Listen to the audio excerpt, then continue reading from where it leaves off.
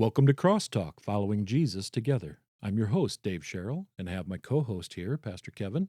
Hello, everyone. And we have a special guest today. We have Richard Trca, one of our missionaries from Europe, who is spending some time in the upper Midwest lately. Richard? Yes, good to be with you, Dave and Kevin. Thanks for inviting me into your conversation here. Yes, thank you for giving us some time. We do appreciate it. Part of what we're doing this season in Crosstalk, is we are trying to engage a lot of different people for ideas in how to follow Jesus well, whether it's on the mission field or locally. And even in saying that, I can hear a contrast that should not exist, because locally is a mission field as well. Richard is a long-term missionary that our church has supported on our missions budget for, I would say, going on maybe a decade. Longer I think than at that. least, yeah, longer longer. than that. Yes, Yes. Dave. It Before may I have been came. the end of 1990s. Maybe we went to the Oh, field really? in 1994, Okay. and I think First Free began supporting us in the later 1990s, Dave. Oh, Okay. wow. Okay. Richard, Yeah, that's yeah. awesome. Yeah, that is. That's a Well, long haul. I would say you guys are awesome for being a part of our team for so long. Prayers, finances, warm welcomes when we come back and visit you guys. You guys have been a wonderful support team for us for these 28 years or whatever that comes out to be. Yeah. Well, you serve well, and that encourages us. It does. That's why we're excited when you come to see us. It's always good to see you and Susan when you come back. And I would say the kids, but the kids are probably all independent now. I don't know. How many do you have at home now? Grown up adults. And so Yes. Susan and I are empty nesters. Our youngest one graduated from college this spring. So, yeah. Wow. Life changes. It does. Yep. So I'm curious, how did you receive a call to the mission field? Yeah, good question. It wasn't a phone call, Dave. You asked that question, and it probably makes me go back to when I first came to know Christ, Dave. I had been attending church. I would have called myself a Christian growing up. But I did that based upon what I did for Jesus, or going to church, or doing the right things, or not doing bad things. And it wasn't until I was in my later teens that a friend from a church in my local town in northern Iowa, just explained he asked me some simple questions, and I was curious about understanding more about the Bible, about what it means to be a real follower of Jesus, and just real naturally explained to me that Rich, it wasn't by my good works. It didn't matter how many good works I could pile on my side of the scale, it still wasn't going to balance out what God's desire was, and that was to be connected to Christ, to have that relationship with Jesus. And so he explained scripture to me. He invited me to become a follower of Christ that day. And it was clear to me that was what I wanted to do and needed to do. I would say that I point back to that time because that friend also said, Rich, you've made an important decision today, and now you need to make another important decision, and that's to follow Christ. And that friend invited me to meet with him weekly to study the Bible, to pray. And I look back upon that day as kind of that first calling, or that primary calling to the person of Jesus, to be with him, to be for him, called by him. I like how Os Guinness, in one of his books, The Calling, he differentiates between first calling or primary calling and secondary calling. And that primary calling is to a person, it's to Jesus. And I think every person has that calling. And so you're talking to people in your congregation, Dave, about calling, about mission work. And I would agree with you. Every person has that calling to follow Jesus wherever God has placed them. Um, but you're probably wondering a little bit more about that secondary calling, that calling of going as a missionary to Europe, Oh, I don't know. and that We came, we leave we yeah, leave the questions kind of open for a reason. We want okay, to hear your okay. thoughts around it. Yeah, keep going. Rich, I just, let me just yeah, go jump ahead, in Kevin. here and say I think you've made a crucial point with saying that every single Christian has a calling, and Mm, not necessarily in like a mystical whatever, but it's a calling to Christ. I mean, that really is that hmm the gospel centered invitation to follow. And I don't know that so much today it's as big of a hang up, but I know there certainly was a generation, maybe many generations, where if you said the word calling, they thought you meant pastor or missionary, mm, mm, mm, exclusively so. And so that's hmm just hmm so, I mean, I already knew that about you, but I just love how you said that, and all of whatever that was, 30 seconds or a minute of kind of unpacking and redirecting that question in a so helpful way. I appreciate that. mm, mm. And that's, thanks, Kevin. I believe that is that first calling that Jesus asks us to make, and that is to choose to be with Him. And then His grace, His love brings us into a community of people where, in my experience, I think in many people's experience, that secondary calling is it's kind of worked out. And so, as I said, I became a follower of Jesus in my late teens.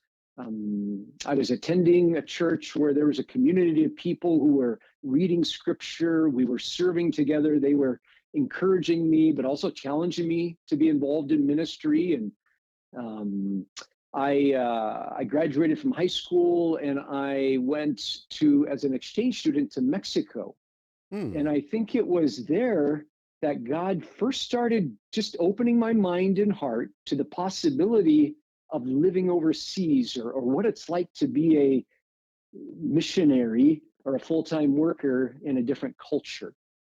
And I'll tell you, it was kind of scary at first. I'll bet. But I remember over a period of days, it was kind of like, okay, Lord, whatever you want for my life, that's what I want. And so just show me more and more what you want for my life, because that's what I want to follow. Um, so I think that secondary calling, I like to call that calling more of a, it's like hearing in two directions. Okay. I think I Hmm. heard from God, or God's spirit, of Him just opening my heart, first of all, to consider serving overseas. And then as I came back and I talked to some of the elders, I talked to some of my friends back in my church, they affirmed, they encouraged, they challenged me.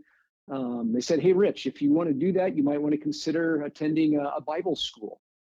And it was kind of based upon that I laid aside plans to study engineering, and I applied to Moody Bible Institute. And at Moody, kind of my interests in studying the Bible and sharing the gospel with lots of culturally diverse people in the Chicago area just continued to solidify that secondary calling. So that I was thinking, okay, Lord, what does it mean now? Where are you sending me in this world?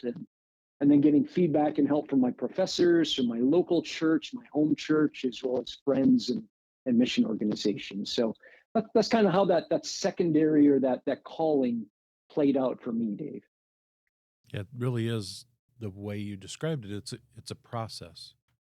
It really is. There's a Mm-hmm. procession through life, and you're aided by. And I really appreciate the fact that you highlighted that this is growth that happens in community. Mm-hmm. Community tends to be a hobby horse that I ride a lot, just because our American individualism doesn't emphasize a community, especially a church Mm-hmm. community. I know some of our people come out of very strong faith community movements, but not everybody does. So I do greatly appreciate how you describe that. You gain insight and wisdom and advice. I mean, some of that sounds extremely not spiritual. Sometimes when we say, well, I received a call to the mission field, you think there's, a big glowing light in the sky and you hear voices. And I mean, you're describing something that is very normal every day. It's still faith filled. Don't get me wrong. Mm, mm, mm, But it is a mindset developed, a direction that you head in as a result of your own introspection, your dialogue with the Lord in prayer and in His Word, and also the people around you and mm.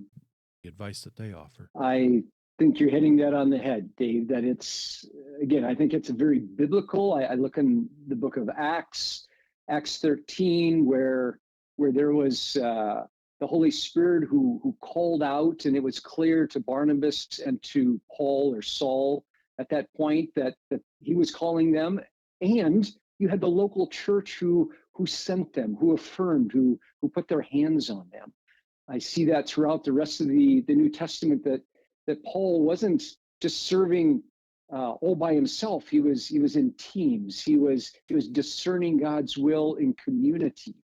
And yes, he got the Macedonian call to go to a certain place, and yet it seemed good to the Holy Spirit and to us that we would go follow this direction. And so I think calling, like you said, Dave, I think sometimes it's kind of an easy thing to just say, well, this is God's calling in my life, I'm just going to do it, without necessarily getting feedback or encouragement or challenge from the community around us. Yeah, and it is important. We do well to pause long enough to at least listen to the voices around us, to consider what they're seeing. So how? Okay, I heard Mexico. I heard multicultural environment in Chicago. Neither one of those is Central Europe or wherever. How would you describe where the Czech Republic is? Is that considered a Central Europe country? Yes, and thank you, brother, for it historically has been considered Central Europe, even though since 1940s and 50s, because of its coming under the Soviet Union, they were considered Eastern Europe. And yet historically, it's been really a part of Central Europe. It's the surrounding countries would be Germany to the north and to the west, and Austria to the south, and then Slovakia and Poland to the east. And so finds itself very much at the crossroads of Europe. And you're right, that's not a Spanish-speaking place. In fact, both my wife and I had been considering going to a Spanish-speaking country, probably to Spain. And in 1990, the Lord's working to open up so many different countries of Czechoslovakia, for example, or Poland and Hungary. Just started us I think the Lord had us moving in a direction. And yet, as you said, that's that process of understanding calling. We discerned, hey, here's a new opportunity to go and to serve in a country where they hadn't had much gospel witness.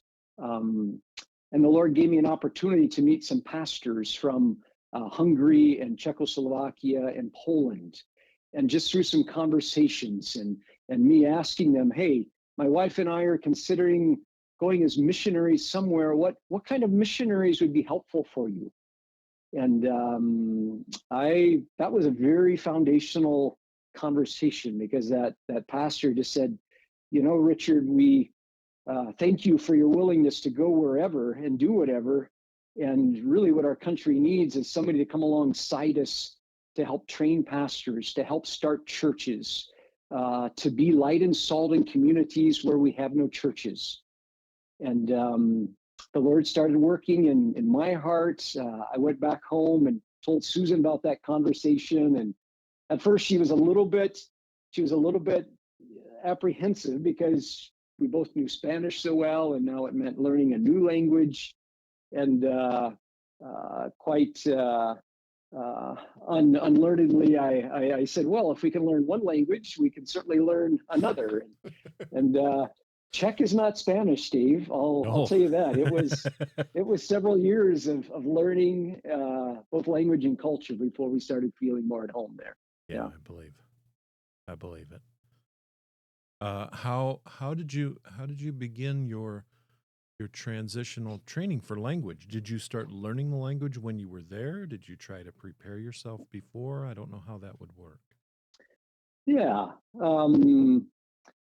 Good question. Our mission organization knows that there are some countries that take probably a shorter amount of time to get proficient in a language, and there's more countries, and there's some other countries such as Slavic speaking or Chinese speaking, in which you need to spend at least probably 18 to 24 months. And so we actually, before we left to go to the Czech Republic, we went to a school here in the US to learn how to learn any language. And so we learned some basics of phonetics and linguistics and some basic, how do you learn a language once you hit the ground? And then once we landed in the Czech Republic in 1994, we had 2 kids at the time.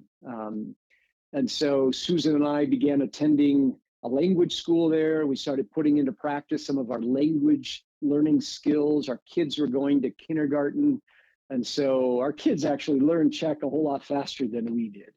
But we made it, and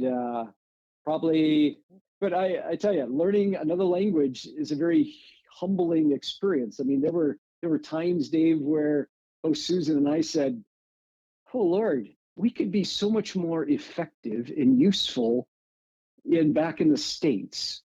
Why did you call us here?"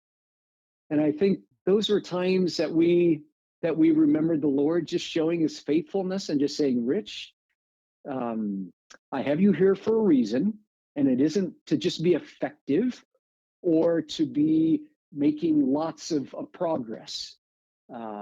But I have you here for growing spiritually, for learning dependence, as well as for learning this language so that you can be knowing the heart language of these people." And so over a period of several months, as well as working in some different Czech churches, we were able to get to a pretty good working proficiency so that I was preaching and teaching at the seminary and counseling and coaching in the Czech language.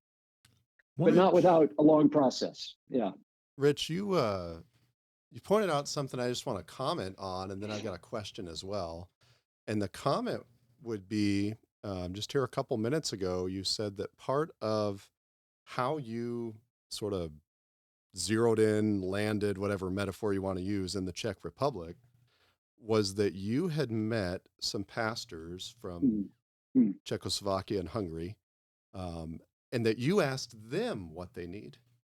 And you said it in this way that I think is so awesome, Rich, because I think this reflects your personality of just being excited to serve however the Lord would want. But I just want to highlight how different that is, really from a lot of, not trying to harp on Western American ideas here or something like that, but it was a very much, okay, what needs to be done? I will serve in that way, rather than, well, here's my list of things that I would like to do, and let's see what'll match up. And I love that. And I think that's also really hopeful. It's encouraging, because we spend so much time as a culture kind of navel gazing and, what's my dream calling in life? And I'm not saying there's no room for that, but I wonder if we would be better served by taking an attitude like you just showed, of saying, okay, Lord, you clearly have purpose and vision and mission for me. Help me to step into whatever that is. It's not so much discovery on our own as it is trusting the Lord and looking to him for what his plans are. And that's, I love it. I love it. Kevin, yeah. I stand, and I would say that doesn't come naturally. But I think during my training at Moody, during some of just being mentored and discipled by really humble church leaders, that what rubbed off on me was a desire to ask questions, to understand better the situation of where I could potentially serve. And so by God's grace, I think, Kevin, those are the habits, the values that were trained kind of into me that Yeah. that the questions of just being um, curious about what is it that you need, how can we work together. um, I think an important aspect of community that this isn't something that Rich and Susan were just going to do to the checks. Mm-hmm. Okay, this was something that we did with them, Yeah. and in order to do that together, it meant we've got to know what they need and what their heart and what their desires are about as well. So you're right, Kevin. That's not a natural thing. I'm grateful for the professors, for the church leaders who have demonstrated that sort of humble question asking character in my Mm. life. Yeah. Yeah. Now, did I hear you say when did you first go to the Czech Republic? Yeah. And so we first moved there with our family in October of 1994.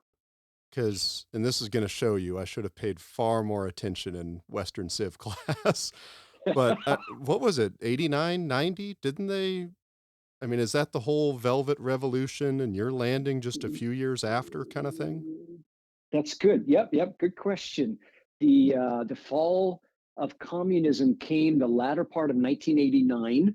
Hmm. And so in Czech Republic, it came in November of 1989. In some other countries, it took several more weeks for them to actually, for the new governments to start.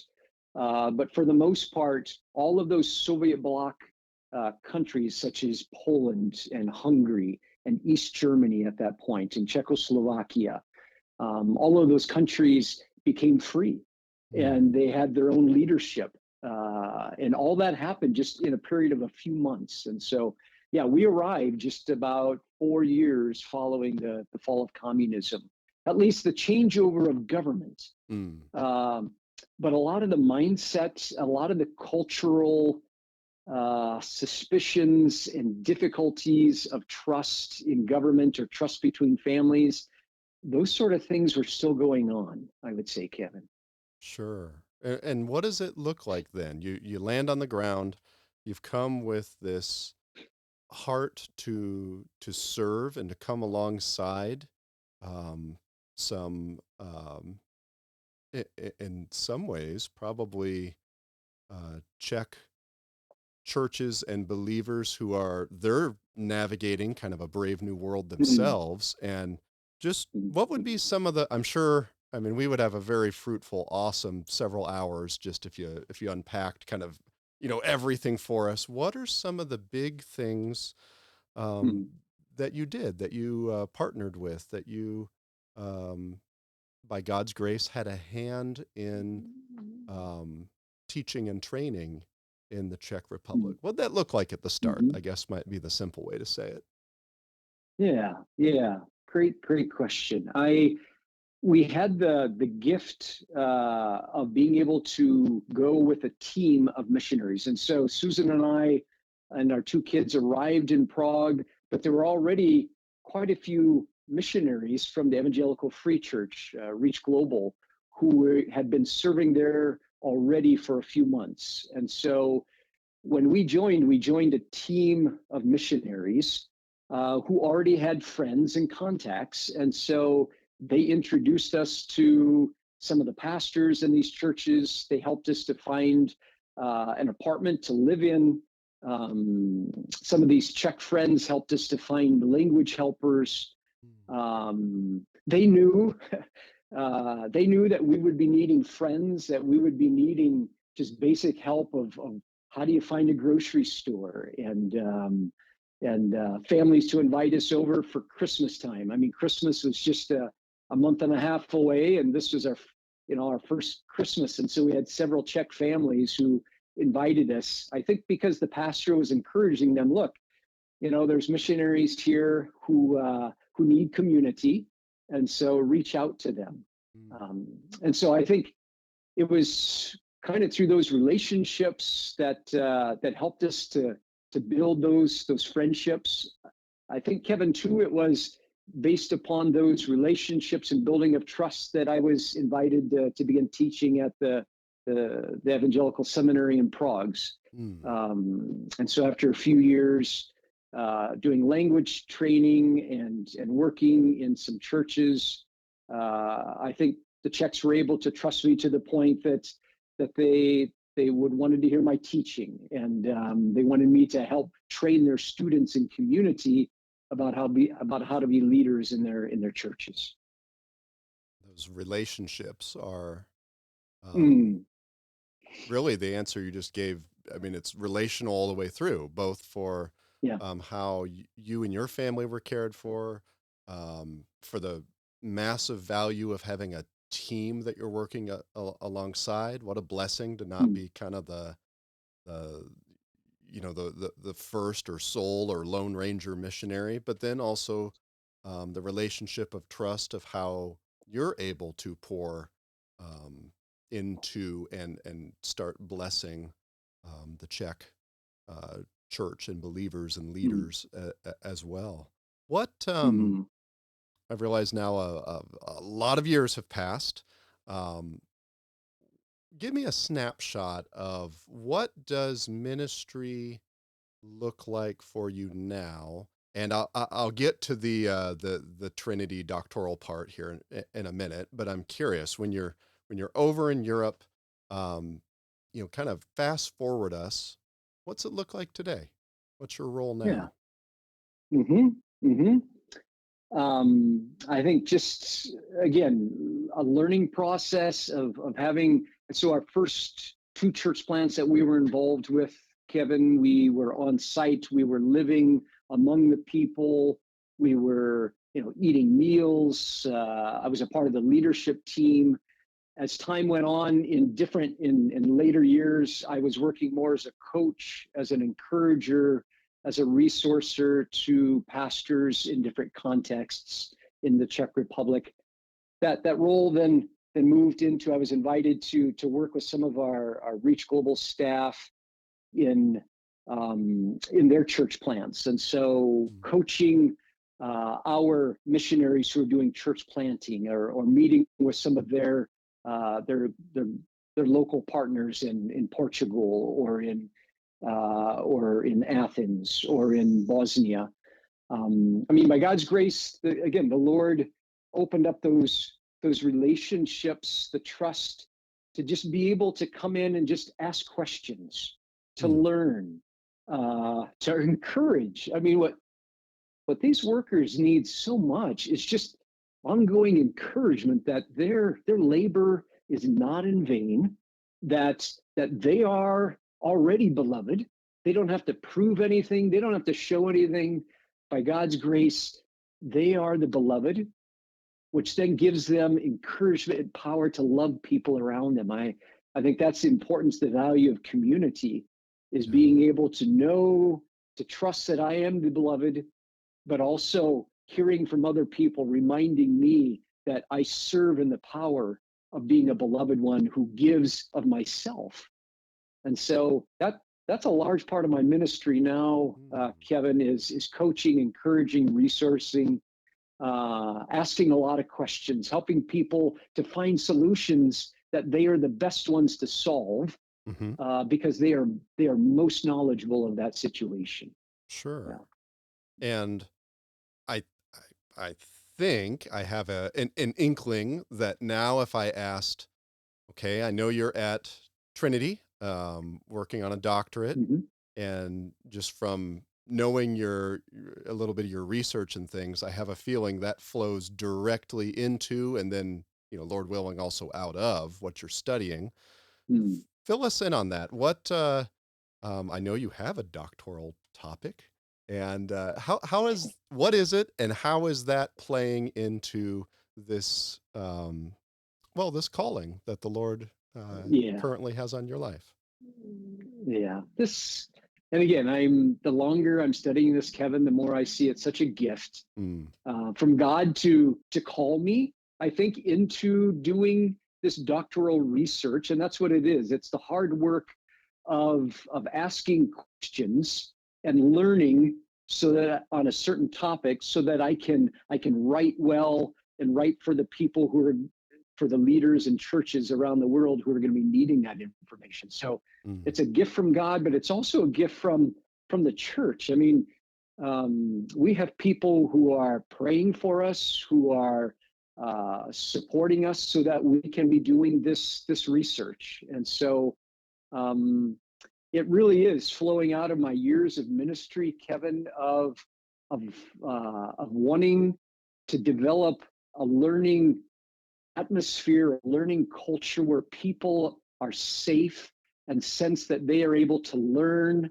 They're able to ask questions that may seem kind of dumb, but because it comes to their mind, they want to ask. It's a culture of learning where people are free to make mistakes and learn from them.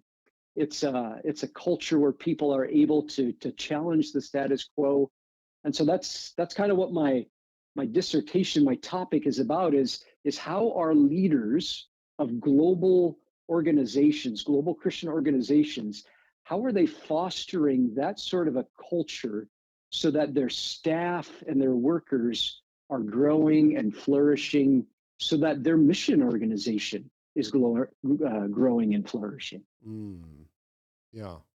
And I can see how that flows out of also, I mean, your own experience and your own work, and yet Mm, how that's I mean, to figure out how to answer those questions, to see the examples from other faithful ministry works.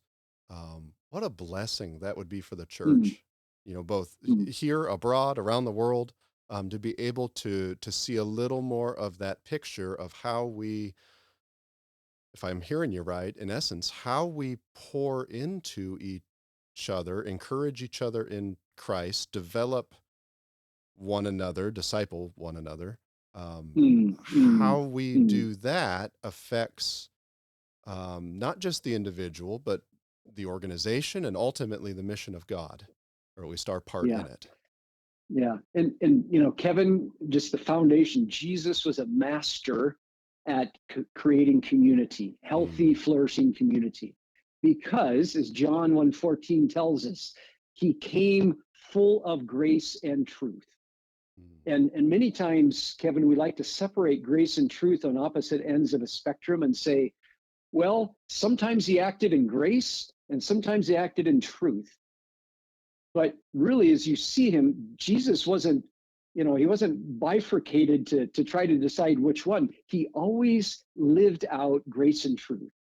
And a great passage of that is in Matthew 16, where at one point you see the disciples ask, he asked the disciples, who do people say that I am?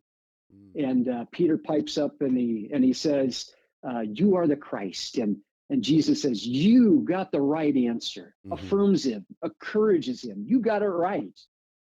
And then we read just a few moments later where Jesus starts talking about, if you want to be a follower of mine, you're going to need to take up your cross and follow me. yeah. And he talks about dying. And Peter, that same Peter who just a few minutes ago got the answer right, Mhm. Peter says, no way, Jesus. That is not going to happen because I know a better plan. And Jesus responds to him and says, Peter, that answer is not from God. That is actually from the devil. Yeah. And so Jesus was a master at being able to love, but also to create an atmosphere where there was grace and truth that was intermixing so that people had an opportunity to grow, to be challenged, uh, to want to be a part of Jesus' work. And those are the principles that, as I'm doing my research, I'm hearing that more and more often among these global leaders, Kevin, of Mm, how do we apply grace and truth in our communities? How do we live that out by first experiencing it in our own lives as the beloved, and then creating a culture of grace and truth? yeah.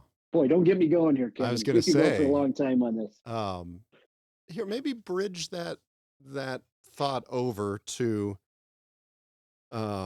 I'll let you answer this from whatever direction you want.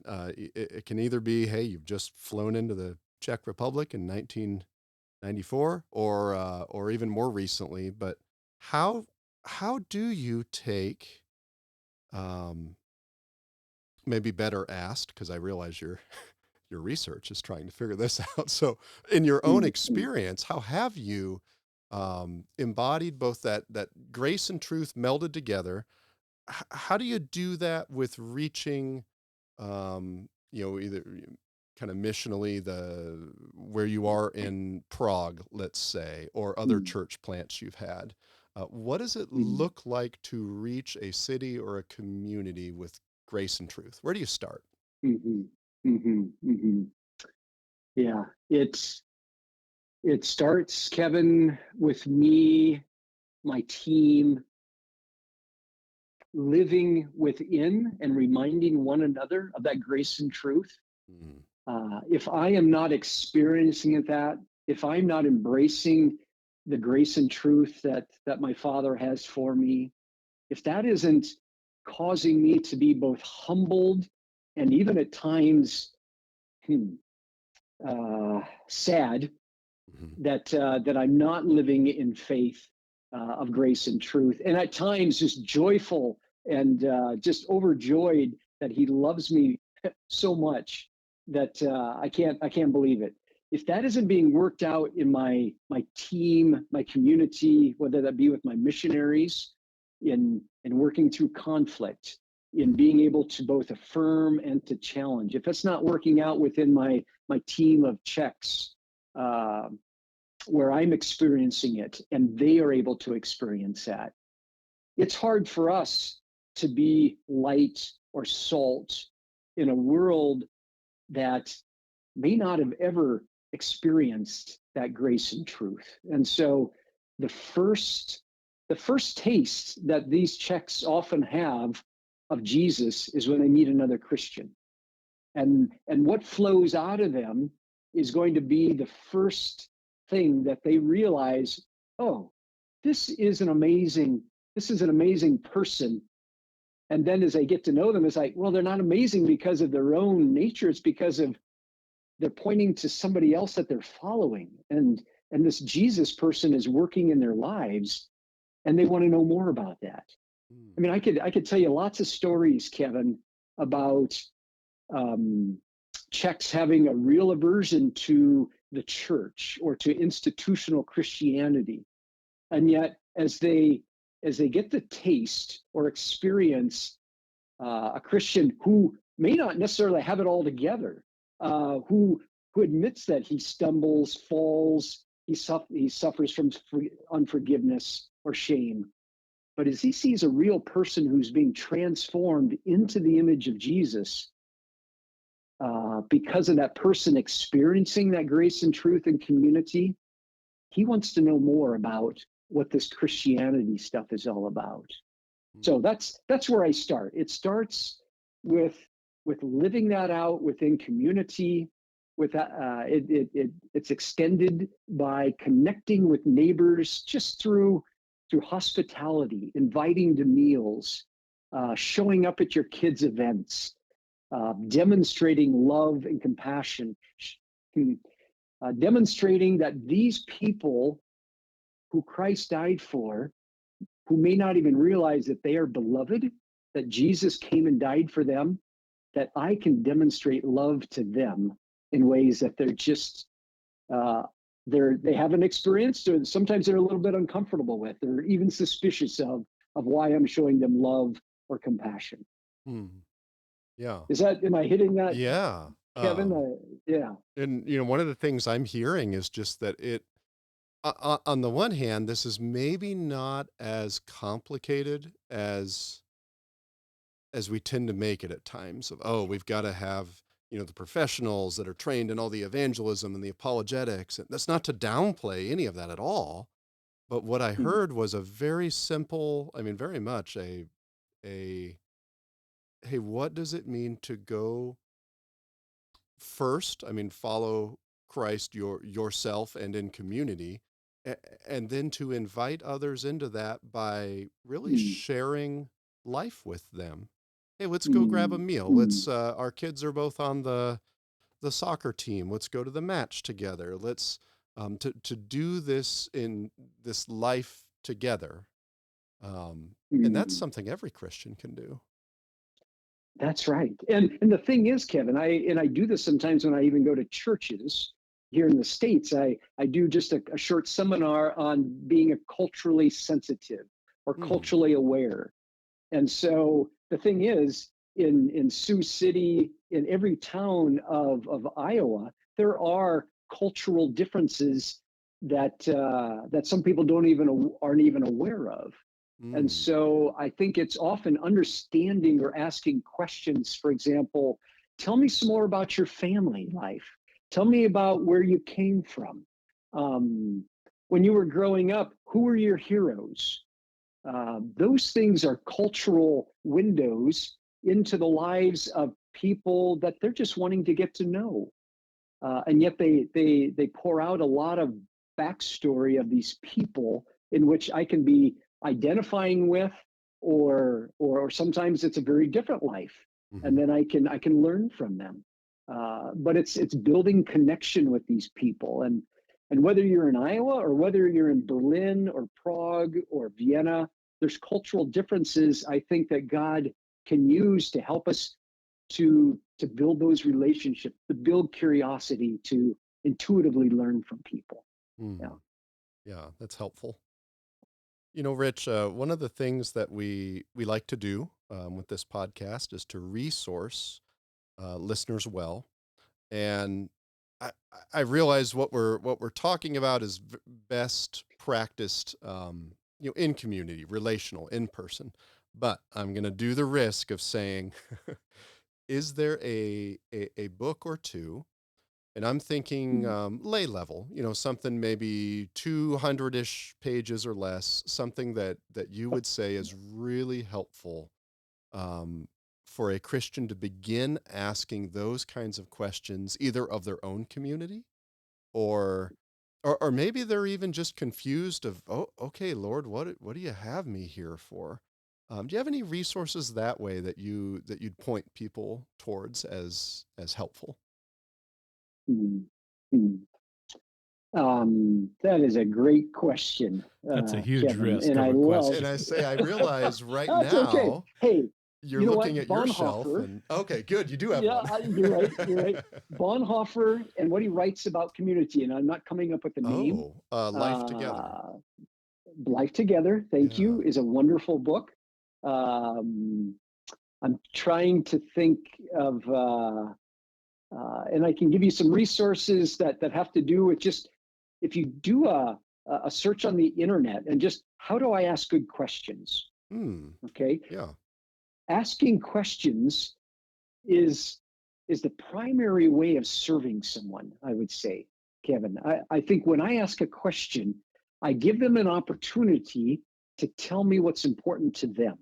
And not just how are you doing or what's the weather going to be tomorrow. It's questions that I kind of like to carry. I say on my tool belt that when I meet someone new, I always have questions that I want to be able to ask them. For example, did you grow up in this area? Um, um, if I'm just getting to know someone, I'll ask them questions like, who are some of your heroes growing up? Um, those are, and I think if you did a little search, there's lots of good questions to just to get to know someone. Yeah. That if you're inviting, last night we had some friends over, we were just wanting to get to know them, and I Googled some good questions to ask for getting to know one another. And I think that's a great way of just helping us to become inquisitive and curious about other people's lives. So building community starts by asking questions, which by God's grace are going to go deeper into what's most important in my life, about my faith in Jesus, about my faith walk. So I'm not giving you a whole handful of books here, but No, starting that's with good. Bonhoeffer, I think it's good, and then some books on here's a good. Okay, thanks. If you got me talking long enough, I'll think of questioning evangelism, and I can't remember the author. Randy Newman. I just listened Uh, to a podcast. He was in his third edition, and there you go. the college president of, I'm sorry, I won't get it wrong, one of the leaders at Cairn Okay, University. okay. he did a podcast with him, Thank and I had you. never heard of him before. But you are calling out a resource that I know I need to become aware of. Oh, Rich, this is awesome. Thank you for your time, and certainly praying for you here as you Mm, continue studies, and because you're in mm. the research phase now. Am I thinking right? Ending the research. I'm moving into my writing, and so All right. I've gathered the data, and now, Kevin, I'm looking for themes. What are those key themes that those global leaders, there's some convergence on, and that's Hmm. going to be my chapter 4 is my findings, and then chapter 5 is the so what.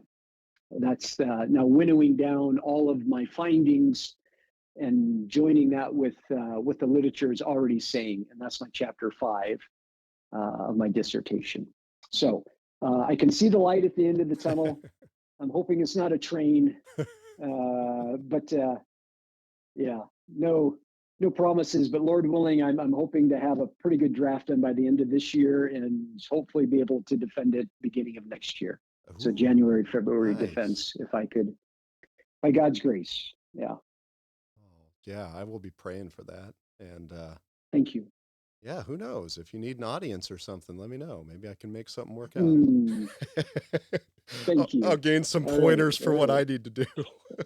Because So, you're working on a demon as a doctorate yeah, as well, yes? yeah, I'll enter Yes. the research phase. I've got one more course in the spring, and then I'll be in the research phase. All right. So, Excellent. Way to yeah, go, man. brother. Way to go. But We're on this running this marathon together. that's Yes. true. That's true.